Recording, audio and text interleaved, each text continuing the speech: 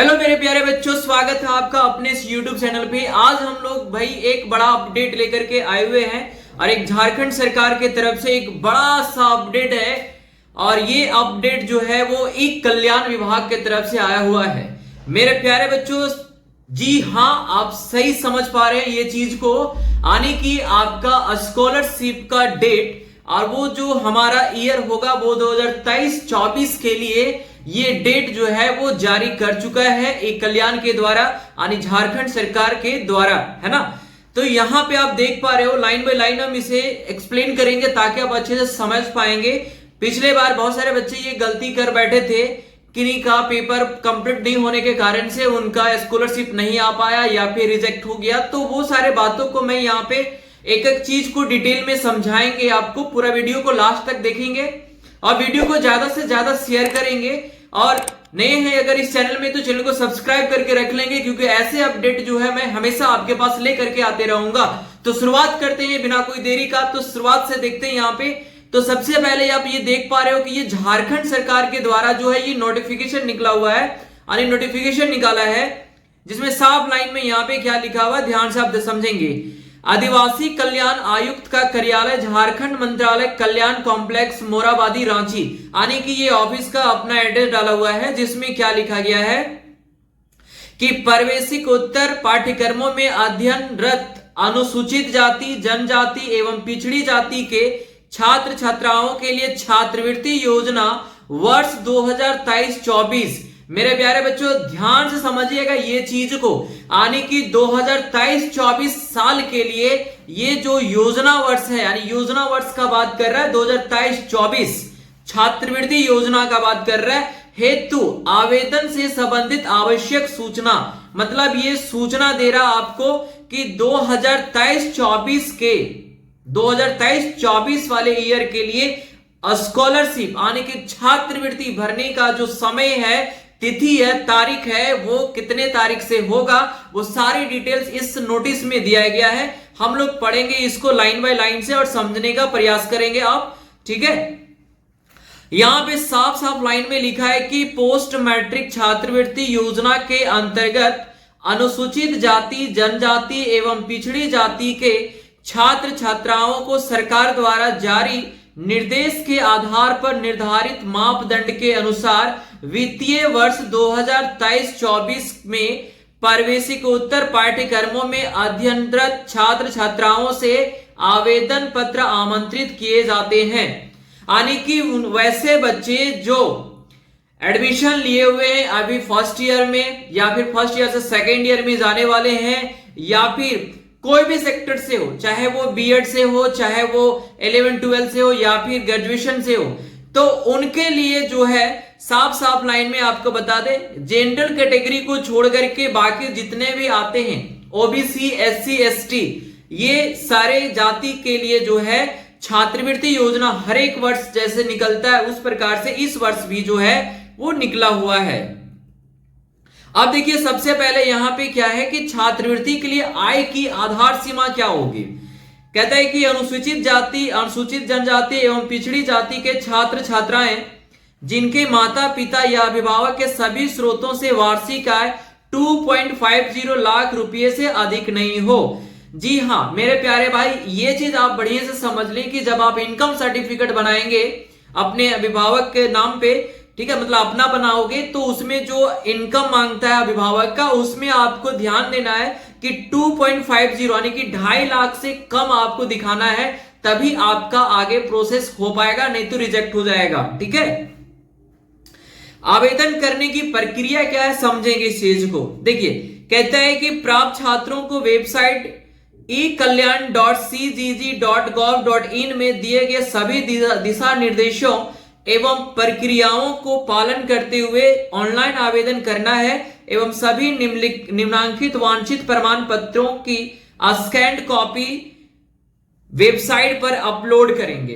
कहने का मतलब इसका ये हो गया कि आपको जो है वो वेबसाइट यानी कि ई कल्याण के वेबसाइट में जाना है, वहां पे लॉगिन करना और वहां पे जितना भी तरह का आपका प्रमाण पत्र मांगेगा उसका स्कैन कॉपी जो है वहां पे अपलोड करना है। ये कैफे वाले का काम होता है, वहां से आप कर पाएंगे। अगर अपने पास अगर सिस्टम है आपके पास तो आप खुद से ये चीज कर पाएंगे। याद रखिएगा कि जो स्कैन कीजिएगा डॉक्यूमेंट वो 1 MB से ज्यादा नहीं होना चाहिए, नहीं तो वो अपलोड नहीं लेगा। ठीक है, इसके बाद देखिए ऑनलाइन के माध्यम से क्या क्या हमें देना है। पहला देना है आय प्रमाण पत्र देना आपको, जिसको इनकम सर्टिफिकेट कहते हैं। ठीक है, लिखा हुआ है कि 1/8/2023 अथवा उस तिथि के बाद से निर्गत आय प्रमाण पत्र मान्य होगा। आने देख लीजिए, देखिए बहुत सारे बच्चे गलती कहां करते हैं कि पिछले साल का जो इनकम सर्टिफिकेट होता है बस उसी में डेट को चेंज करके और वो चढ़ा देते हैं, यानी कि अपलोड कर देते हैं। तो इससे क्या होता है कि उनका रिजेक्ट हो जाता है। ध्यान रखिएगा कि इनकम सर्टिफिकेट का वैलिडिटी जो होता है मात्र 6 मंथ का होता है। और यहां पे साफ साफ लाइन में भाई लिख दिया है कि जो डेट मेंशन होना चाहिए इनकम सर्टिफिकेट पे, वो डेट मेंशन होना चाहिए 1/8/2023 के बाद का। समझ में आ रहा है आपको? ठीक है, यानी अगस्त के बाद वाले से अगर आपका बना हुआ है इनकम सर्टिफिकेट तो वो आपके लिए काम कर जाएगा। ठीक है, इसके बाद है सेकंड में जाति प्रमाण पत्र, है ना। देखिए जाति प्रमाण पत्र दोबारा बनाने की आवश्यकता अभी नहीं है, अगर पिछले वर्ष आपने बनाया है तो इस वर्ष भी काम कर जाएगा। और इसके बाद चाहिए आवासीय प्रमाण पत्र यानी कि रेसिडेंशियल सर्टिफिकेट। इसमें भी जो है पिछले साल अगर आप बनाए होंगे, 2-4 साल पहले भी बनाए हो, कोई अफसोस नहीं, कोई दिक्कत नहीं है। जो डेट जो होता है वैलिडिटी जो होता है 6 मंथ का, वो केवल इनकम सर्टिफिकेट में होता है। देखिए गलती यहां पे होता है बच्चों से कि क्या होता है कि वो तो दे देते भाई अपना प्रज्ञा केंद्र में कि भैया मेरा बना दीजिए जातीय आवासीय आय प्रमाण पत्र। अब वहां पे गलती वो कर देता है 2-4 पैसा कमाने के चक्कर में, डेट को क्या करता है वो एडिट करके वो बढ़ा करके आपको दे देता है। आप अपलोड करते हैं, एक कल्याण के वेबसाइट वाला रिजेक्ट मार देता है, आपका नुकसान हो जाता है। 1 साल का छात्रवृत्ति आपको नहीं मिल पाता है। पिछले साल भी ऐसा ही बहुत सारे बच्चों के साथ हुआ है। तो ये सब बातों को ध्यान में रखेंगे। जहां पे भी आप बनाने के लिए डॉक्यूमेंट देते हैं वहां पे साफ लाइन में बोल दीजिए कि भाई मेरे सही से बना देना, ताकि मेरा रिजेक्शन नहीं होना चाहिए। ठीक है, इसके बाद देखिए आपको क्या करना है। ये तो 3 पेपर जो है डॉक्यूमेंट आपका कंफर्म हो गया, इनकम सर्टिफिकेट, कास्ट सर्टिफिकेट और रेसिडेंशियल सर्टिफिकेट। साथ ही साथ आपको बोनाफाइड सर्टिफिकेट चाहिए जो कि कॉलेज या स्कूल से मिलेगा आपको, है ना। जिस कॉलेज में आप पढ़ते हैं, जिस स्कूल्स में आप पढ़ते हैं, वहां पे बोनाफाइड जो है वो निर्गत किया जाता है।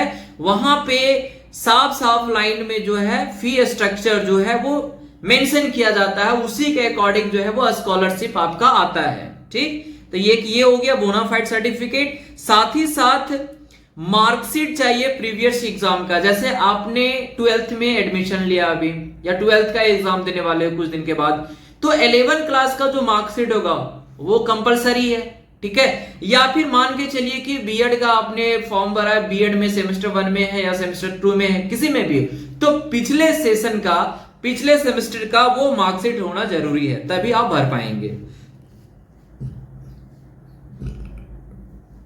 दूसरा चीज है यहां पे कि आपका जो है सीधा आधार कार्ड से बैंक अकाउंट लिंक होना चाहिए, तभी जो है स्कॉलरशिप आपके अकाउंट में पहुंच पाएंगे, तभी आपके खाते में पहुंचेंगे। ठीक है, बहुत सारे बच्चे का भी बहुत बड़ा यहाँ पे प्रॉब्लम होता है कि बहुत सारे बच्चे का आधार कार्ड से जो है ना अकाउंट लिंक नहीं होता है, जिसके कारण से पैसा अटक जाता, आता नहीं है समय पे। ठीक है, तो ये सब बातों को आप ध्यान में रखेंगे। अब आते हैं कि इसका टाइम कब होगा। देखिए सबसे पहले अगर आप देख पा रहे हैं तो कहता है कि 20/12/2023 से लेकर के 10/1/2024 तक केवल शैक्षणिक संस्थानों द्वारा ई कल्याण पोर्टल पर पंजीकरण हेतु आवेदन की तिथि है। यानी कि इस डेट में आप नहीं भर सकते हैं। इस डेट में जो कॉलेज है, जो स्कूल्स है, वो जाकर के लॉग इन करेंगे ई कल्याण पोर्टल पे और वो रजिस्ट्रेशन करेंगे पहले अपना कॉलेज और स्कूल्स के नाम से।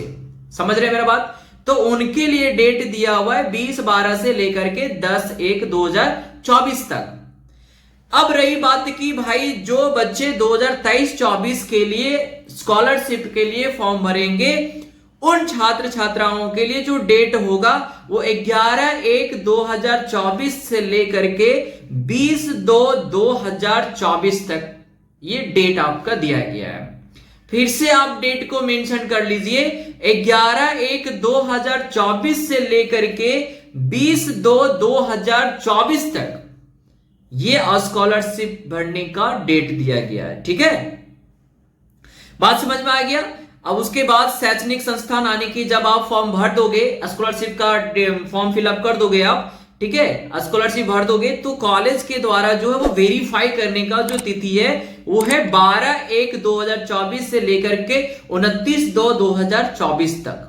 ठीक है, पिछले वर्ष बहुत काफी डिले हुआ था स्कॉलरशिप को लेकर के, है ना, लेकिन इस वर्ष जो है स्कॉलरशिप लेकर के ज्यादा डिले नहीं होगा।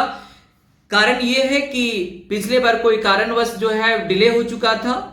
इस वर्ष जो है वो आपका जैसे ही आप स्कॉलरशिप भरते हो, आपका विद इन 1 या 2 मंथ के अंदर आपके अकाउंट में पैसे चले जाएंगे, जैसा कि सूचना हमें प्राप्त हुई है। ठीक है, तो आप क्या करेंगे कि जैसे ही आपका पोर्टल खुलता है, वेबसाइट खुलता है, आराम से फर्स्ट राउंड में ही आप क्या करोगे, 11-12 तारीख से अपना क्या करो, स्कॉलरशिप भर दो, ताकि फर्स्ट राउंड में आप जो भी डिस्ट्रिक्ट से हो, फर्स्ट राउंड में जब पैसा डाले गवर्नमेंट, तो आपके अकाउंट में पैसा चला जाए और आप फायदा उठा पाए इस चीज को, है ना।